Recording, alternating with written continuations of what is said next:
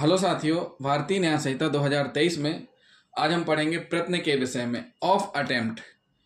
BNS 2023 की धारा 62 जो कि आईपीसी की धारा 511 की समरूप है। 511 आईपीसी में थी, अब क्या है 62 है। आजीवन कारावास या अन्य कारावास से दंडनीय अपराधों को करने के प्रयत्न करने के लिए दंड। क्या है सेक्शन? धारा 62 भारतीय न्याय संहिता में आजीवन कारावास या अन्य कारावास से दंडनीय अपराध को करने के लिए प्रयत्न करने के लिए दंड है, जिसमें हम पढ़ेंगे धारा 62। प्रत्येक अपराध के मुख्य 4 चरण होते हैं। कितने होते हैं? कोई भी अपराध होता है उसके 4 चरण होते हैं। पहला चरण आशय, तैयारी, प्रयत्न और अपराध। पहला आशय, दूसरा तैयारी, तीसरा प्रयत्न और चौथा अपराध कारित होना। दूसरे शब्दों में मन, तैयारी, प्रयत्न और कार्य। मन मतलब मन में आना, हमारा आशय ज्ञान उस अपराध के प्रति करने के लिए। तैयारी यानी सामान एकत्रित करना, उसके लिए व्यवस्था करना। प्रयत्न यानी कि प्रयास करना, वो करना। और जब प्रयत्न कंप्लीट हो जाता है तो फिर होती है कार्य कंप्लीट होना प्रयत्न के बाद। अगर प्रयत्न ही पूरा नहीं हुआ तो चौथा नहीं होता है। क्यों? क्योंकि कार्य तो हो ही नहीं सकता पूरी तरीके से, अपराध पूरी तरीके से कारित होना हो ही नहीं सकता। क्यों? क्योंकि प्रयत्नहीन नहीं हो पाया। तो सबसे पहले हम क्या पढ़ेंगे? पहला प्रक्रम यानी पहला चरण, मन का प्रक्रम। मन का प्रक्रम या मानसिक प्रक्रम। मन का चरण या मानसिक चरण समानता आशय और ज्ञान के रूप में प्रकट होता है। व्यक्ति के अंदर चलता रहता है, उस अपराध को करने के संबंध में उसको ज्ञान होता है कि वह एक ऐसा अपराध करने जा रहा है। वो जानता है कि विधि द्वारा दंडनीय है। तो ये क्या होता है? पहला क्रम, मानसिक क्रम आशय और ज्ञान के रूप में प्रकट होता है। कैसा होता है? आशय और ज्ञान के रूप में प्रकट होता है। बेईमानी से, कपट पूर्वक, उतावलेपन से, उपेक्षा से, स्वेच्छा और ऐसे ही अन्य शब्द जिनका प्रयोग बीएनएस की विभिन्न धाराओं में किया गया है। भारतीय न्याय संहिता 2023 की विभिन्न धाराओं में किया गया है। उस विशिष्ट अपराध जिसके साथ उसे प्रयोग किया गया है मानसिक प्रक्रम को दर्शाते हैं। क्या दर्शाते हैं? मानसिक प्रक्रम को क्या दर्शाते हैं? मानसिक चरण को। बेईमानी से, कपट पूर्वक, उतावलेपन से, उपेक्षा से, स्वेच्छा से किया गया कार्य। कौन सा कार्य? आपराधिक कार्य, विधि द्वारा निषिद्ध कार्य, विधि द्वारा दंडनीय कार्य, जो कि क्या दर्शाता है? मन का प्रक्रम या मानसिक प्रक्रम दर्शाता है, मन का चरण। दूसरा चरण क्या है? तैयारी का चरण। दूसरा चरण क्या है? तैयारी का चरण। तैयारी का चरण वह चरण होता है जहां अभियुक्त पहले चरण से गुजरता है। जो पहला चरण है किसका? आशय और ज्ञान का। पहले चरण से होकर गुजरने के पश्चात कुछ आगे बढ़ता है। पहला चरण क्या है? अपराध का आशय और ज्ञान। दूसरा चरण क्या है? दूसरा चरण है कि उस आशय और ज्ञान से थोड़ा आगे बढ़ जाना और अपराध जिसे कारित करने का उसने मनसा बनाया है उसे करने के लिए तैयारी करने लगता है। मतलब उसके दिमाग में जो चीज आ गई है कि उसको ऐसा करना है, उसने मन बना लिया है दुराशय, उसने मन बना लिया है आपराधिक कार्य करने का। तो उसके पश्चात दूसरा स्टार्ट होता है क्रम। पहले चरण के बाद दूसरा स्टार्ट होता है। दूसरे चरण में क्या होता है? पहले चरण के कुछ आगे बढ़ता है, अर्थात अपराध जिसे कारित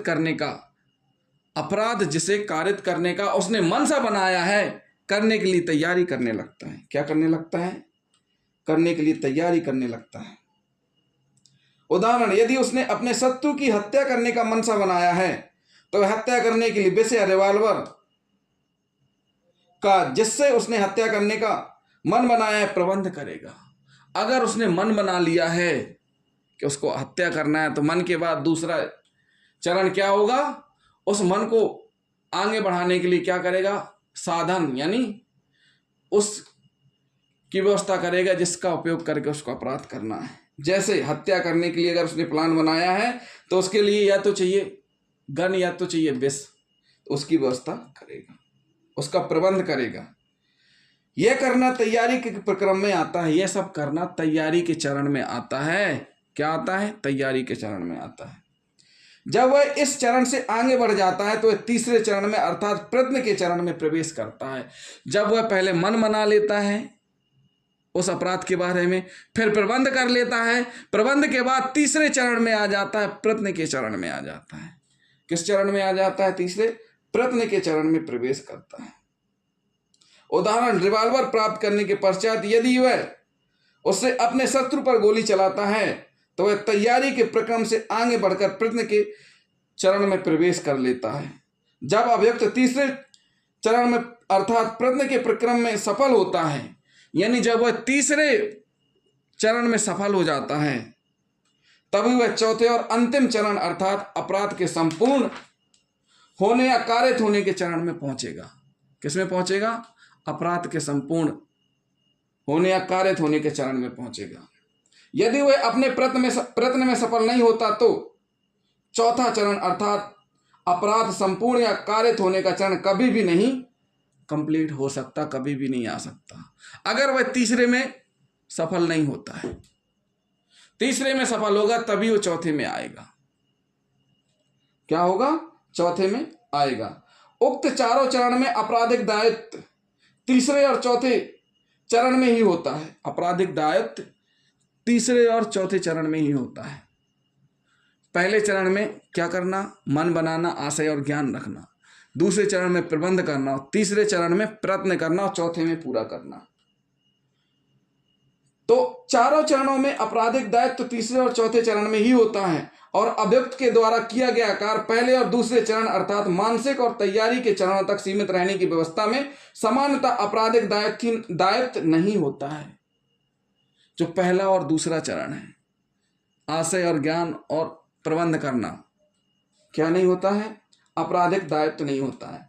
उदाहरण के लिए, यदि किसी व्यक्ति की हत्या करना चाहता है पर इसके लिए वह और कुछ नहीं करता तो अभी वह केवल प्रथम अर्थात मानसिक चरण में होने के कारण किसी अपराध का दोषी नहीं है। ऐसे आशय से यदि वह एक रिवॉल्वर खरीदता है और उसके लिए लाइसेंस प्राप्त करता है तो वह कोई अपराध कारित नहीं करता है। पहली कंडीशन क्या है? उसने मन बनाया कि उसकी हत्या करनी है, लेकिन उसने कुछ किया नहीं तो अपराध नहीं है। दूसरी चीज, उसने हत्या करने के लिए रिवॉल्वर का लाइसेंस लिया है, यानी लाइसेंस पहले बनवाया फिर रिवॉल्वर खरीदी है, तो वह भी अपराध की श्रेणी में नहीं आएगा। क्या नहीं आएगा? किसी अपराध का दोषी नहीं है। ऐसे आशय से यदि वह एक रिवॉल्वर खरीदता है और उसके लिए लाइसेंस प्राप्त करता है तो वह कोई अपराध नहीं करता है, क्योंकि तब भी वह दूसरे चरण में अर्थात तैयारी के चरण में ही है। परंतु भारतीय न्याय संहिता के अपवाद स्वरूप कतिपय परिस्थितियों में जिनमें अभियुक्त तैयारी के चरण में होने के बावजूद अपने कार्य के लिए दोषी ठहराया गया है, अर्थात केवल 3 अपराध हैं जिनकी तैयारी भी दंडनीय है।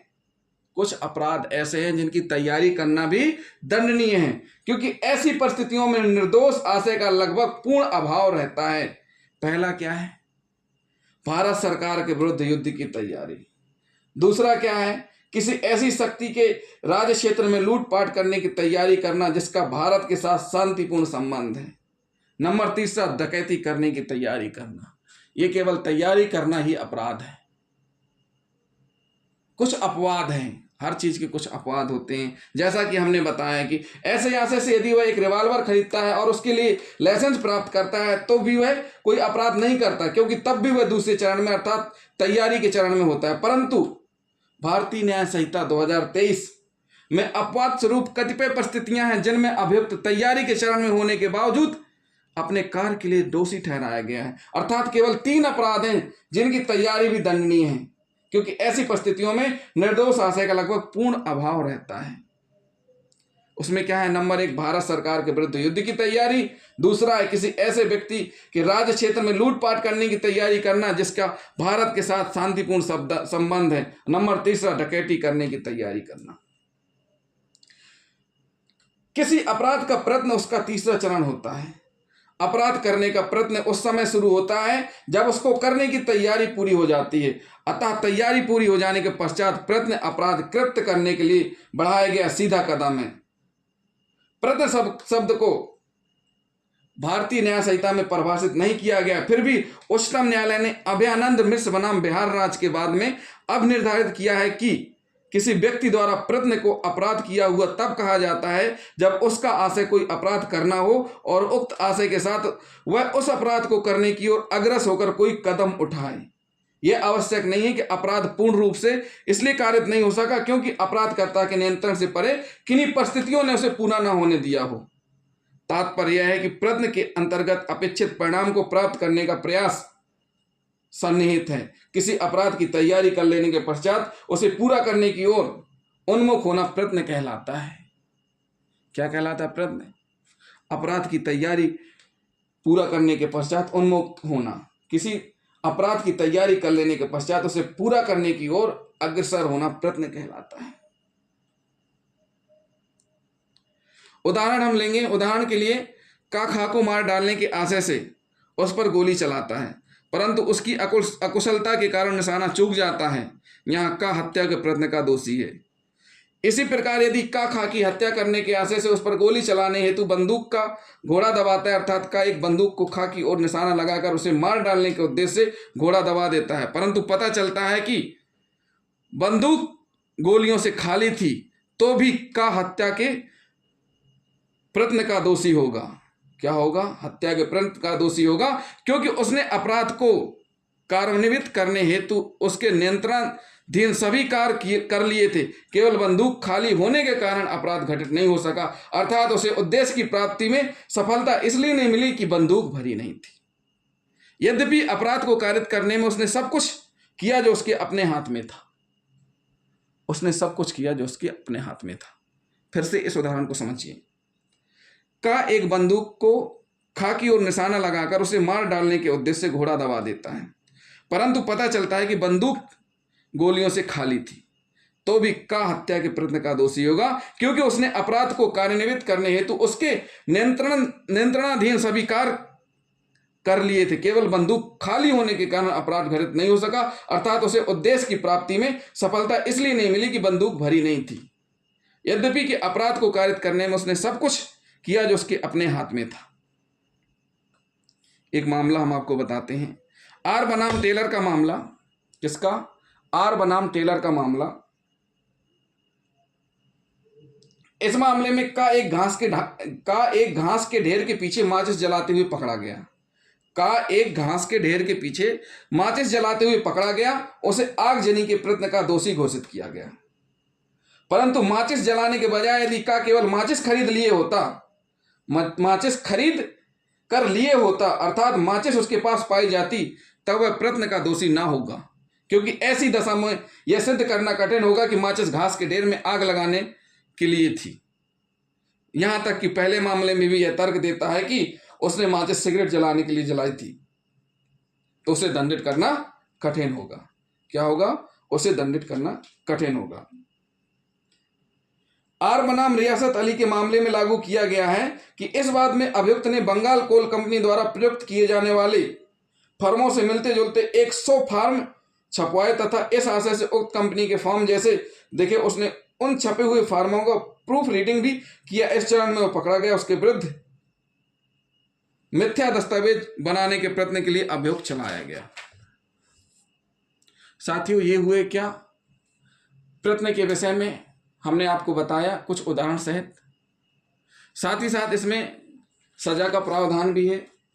सजा का प्रावधान कैसा है कि सजा का प्रावधान ऐसा है कि दंड के लिए कोई अव्यक्त उपबंध संहिता द्वारा नहीं किया गया है। वहां उस अपराध के लिए उपबंधित किसी भांति की कारावास उस अवधि के लिए यथा स्थिति आजीवन कारावास से आधे तक की अपराध के लिए उपबंधित और दीर्घतम अवधि के आधे तक की हो सकेगी। मतलब अगर आजीवन कारावास से दंडनीय अपराध में प्रयत्न किया गया है तो उसका हाफ यानी आधा कारावास, या दीर्घतम वाला है तो उसके लिए भी आधा या जुर्माना दोनों से दंडनीय होगा।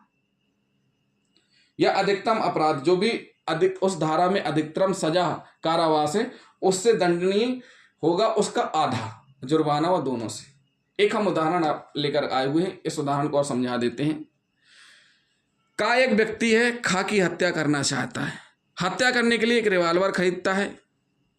का रिवाल्वर लेकर खा को मार डालने के उद्देश्य से निशाना लगाता है, ट्रिगर दबाता है। गोली चली निशाना चूक गया, प्रयत्न के लिए दंडनीय है कौन?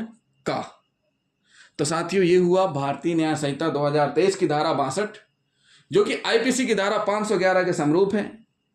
तो जिन साथियों ने अभी तक हमारा चैनल सब्सक्राइब नहीं किया है तो सबसे पहले हमारे चैनल को सब्सक्राइब कर लें और वीडियो को अधिक से अधिक शेयर करें, साथ ही साथ कमेंट भी करते जाएं। थैंक यू दोस्तों।